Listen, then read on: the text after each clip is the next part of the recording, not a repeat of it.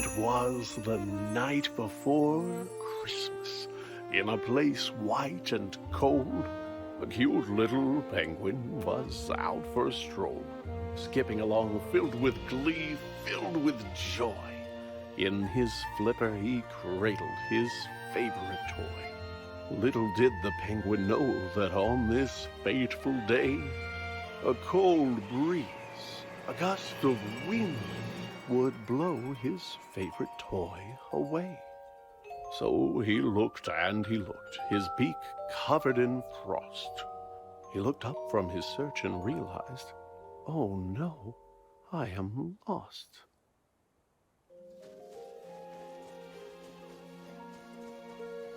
Not only his toy, but his path was gone too. And our poor little penguin knew not what to do. So he began walking with no hope in sight.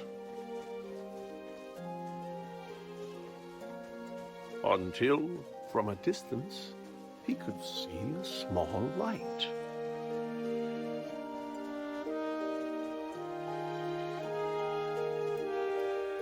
As he moved ever nearer, it was clear it was a home. And outside, in the front, he could see a small gnome.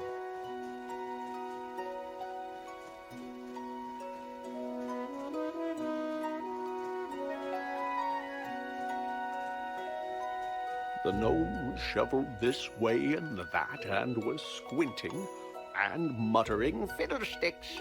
They have gone missing." He dug in the snow as the penguin, quite shy, cleared his cold little throat and said, "Mister, might I ask your help? I don't know where I am. I am lost. I can't find my way through the snow and the frost." The gnome said, "I would like to help you. I would, but my glasses are gone, and my sight isn't good. If I could but find them, if they could be found, then I could assist you. They must be around. Where did you have them last?" asked the penguin, so cute. The gnome thought and answered, "While gathering fruit, I was out picking berries, and the snow, how it fell.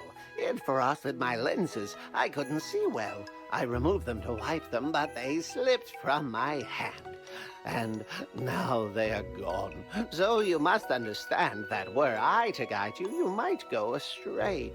If I can't find my glasses, I can't see the way." The lost little penguin felt sympathy for the sad, sightless gnome, and he set out once more, but instead of attempting to get home in haste, he would look for the glasses the gnome had misplaced. Maybe this rock was the place where he'd find the gnome's glasses, but no, they were nowhere behind.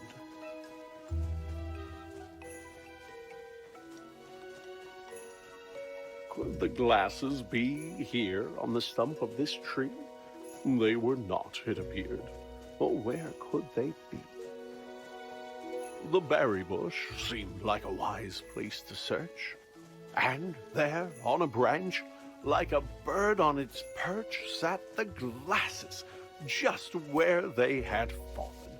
And so the penguin retrieved them and turned back to go. He'd get back to the gnome and return him his sight, then once again face his disheartening plight.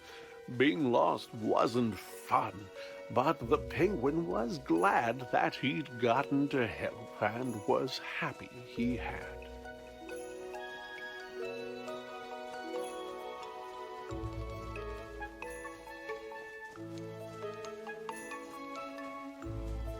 "Why, you found my glasses," the tiny gnome cried. "I can't thank you enough. Will you join me inside?"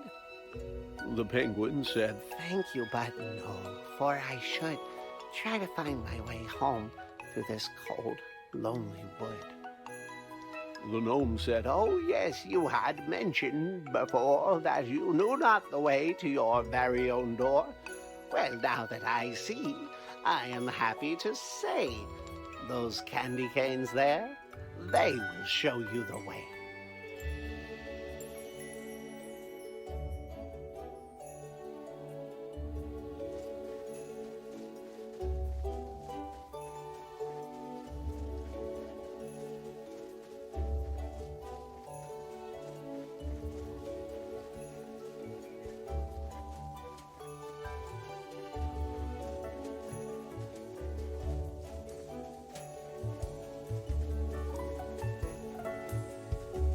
The penguin continued to walk down the track when he came to a crossroads, and taken aback, he tried to decide which direction to go. But without a clear answer, just stood in the snow.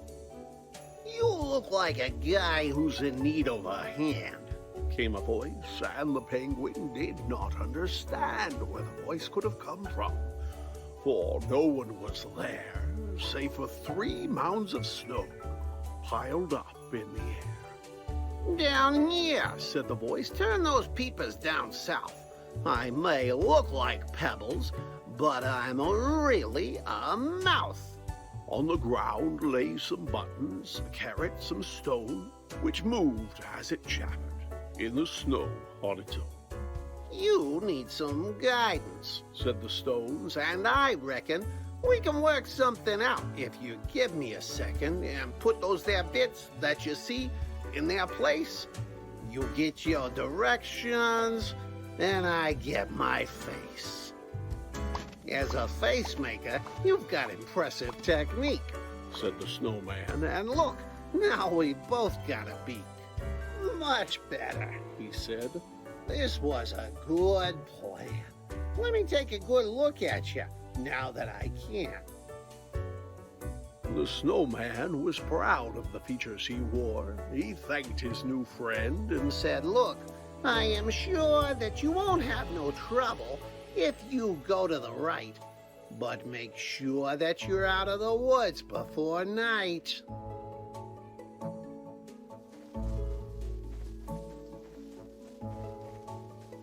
the penguin did not stick around, wait, or dawdle, and set off at once, to the right with a waddle. But though he walked on just as fast as he might, soon dusk was upon him, and thereafter came night.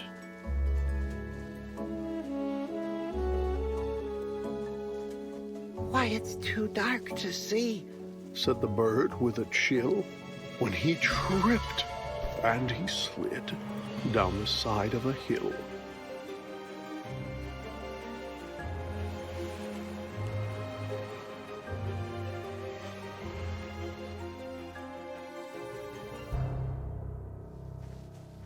Deep in the woods, in the dark, all alone, frightened and tired and chilled to the bone, the poor little penguin, under stars bright and twinkling, was certain he heard, far away, a light tinkling.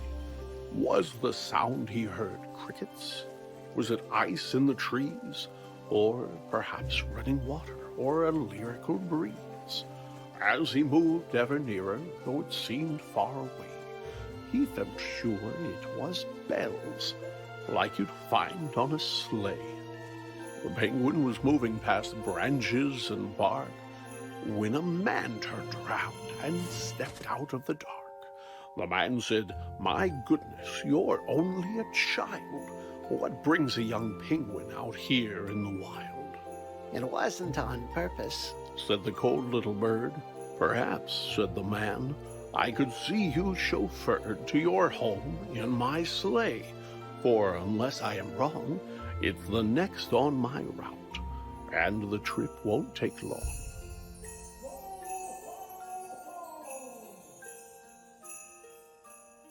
After waving goodbye to the man dressed in red, the penguin was eager to climb into bed. He was glad to be home, but his grief was still there, for his toy remained lost in the cold winter air. But his mama was waiting with a blanket and tea.